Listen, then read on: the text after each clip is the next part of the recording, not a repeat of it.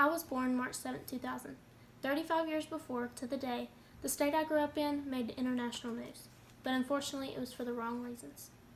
On March 7, 1965, about 600 civil rights activists marched out of Selma going east on U.S. Route 80. This march was in retaliation to a protester named Jimmy Lee Jackson being fatally shot by an Alabama state trooper. The Bloody Sunday march was led by John Lewis and other Southern Christian Conference leaders. When they were crossing the Edmund Pettus Bridge that was en route to Montgomery, their path was blocked by other Alabama state troopers. These law enforcers ordered them to turn around. When the protesters refused, the officers shot tear gas and made their way into the crowd with billy clubs. Over 50 people were hospitalized in result to this reaction. This march was televised for the whole entire world to see. 2 days later, Martin Luther King Jr.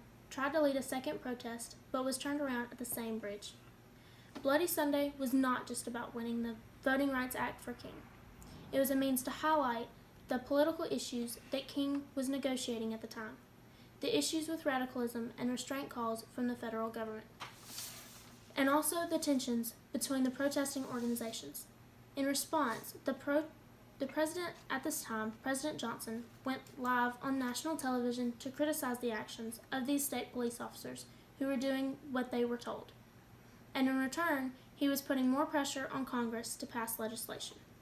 Because the president made his opinions known, the Voting Rights Act of 1965, stating the federal government had the authority to watch the registration of voters across the country, was put into place.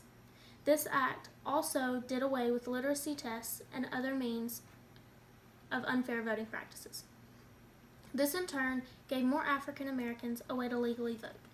As someone who grew up and still lives in Alabama, I see racism 53 years after this event occurred. The racism of this day and age is not just a white man bullying a black man. In today's society, racism could be seen as a person of any color or race bullying someone else. Whether that victim is the race or is a different race, the victim is not always African American. I, a white teenage female, have been a victim of racism myself. I've witnessed a Hispanic mother being a victim of racism also. And of course, we see the African American victims every day on the nightly news reports. I don't think that the state troopers' reaction on the Edmund Pettus Bridge was a necessary reaction.